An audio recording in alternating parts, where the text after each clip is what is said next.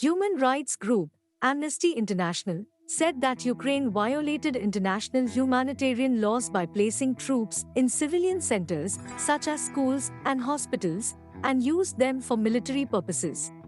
Such tactics put civilian lives at risk. Between April and July, Amnesty conducted its research in 19 towns and villages and found that Ukraine launched strikes from within residential areas causing retaliatory Russian attacks, some of which killed civilians. Agnes Callamard, Amnesty International's Secretary General, said that they found evidence of current or prior military activity in 22 out of the 29 schools visited by Amnesty. We have documented a pattern of Ukrainian forces putting civilians at risk and violating the laws of war when they operate in populated areas. Being in a defensive position does not exempt the Ukrainian military from respecting international humanitarian law. Militaries should never use hospitals to engage in warfare and should only use schools or civilian homes as a last resort when there are no viable alternatives. She also castigated the Russian operation.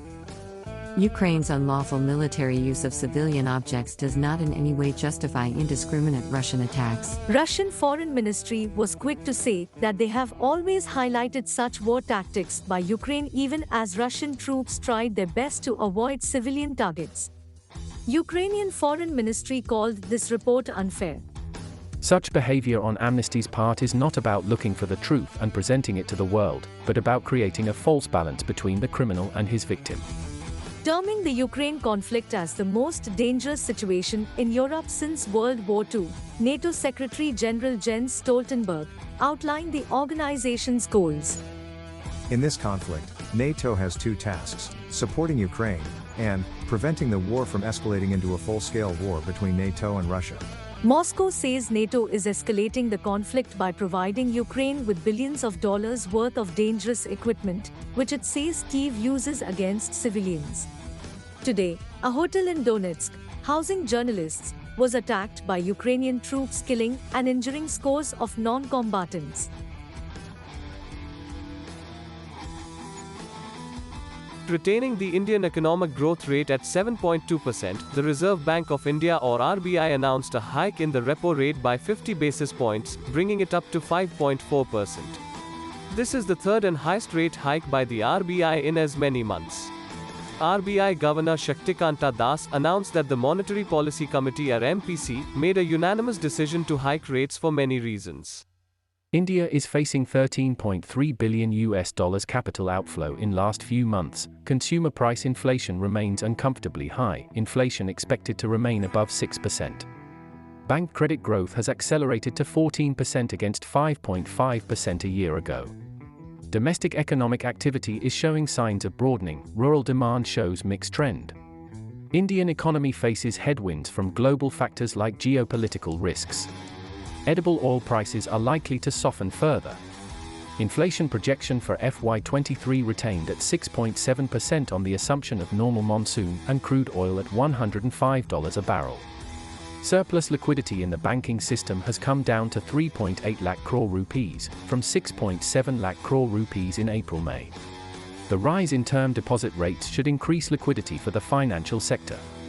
The decline in the rupee is due to the appreciation of the US dollar and weakness in the Indian economy. The rupee has moved in an orderly fashion, depreciating 4.7% till August 4th. Retail inflation is at 7.01%, way over the 6% upper circuit level, while wholesale inflation has been in the double digits for the last 15 months. Major central banks worldwide have been increasing their interest rates to contain ballooning inflation. For example, the Bank of England raised the rate by 50 basis points, the most significant hike in 27 years, while the US Federal Reserve effected its second consecutive hike of 75 basis points. Police in Assam has busted a terror module operating out of a madrasa. The seminary was operating without requisite permissions and drawing electricity illegally. The government destroyed the building using the powers of the Disaster Management Act and UAPA Act. Mufti Mustafa, who was running this madrasa, was arrested recently for his links with Bangladesh-based terror outfit Ansarullah Bangla Team or ABT, and AQIS, which is Al-Qaeda in the Indian subcontinent. Cooperating with parents, the government has relocated the 43 students of this madrasa to various general schools in the vicinity. Providing details of terror activities within the madrasa, Assam Chief Minister Himanta Biswa Sarma declared that Assam had become a hotbed of jihadi activities. Over the last several months, the police have busted several jihadi modules of illegal Bangladeshi immigrants. The information gleaned from such action is helping neighboring states to eliminate several such infrastructures. ABT is a banned organization, even in Bangladesh. If you like this content, please press the like button and share it with your family and friends. Please consider subscribing to this channel. It is free. Press the bell icon to receive notifications about new content.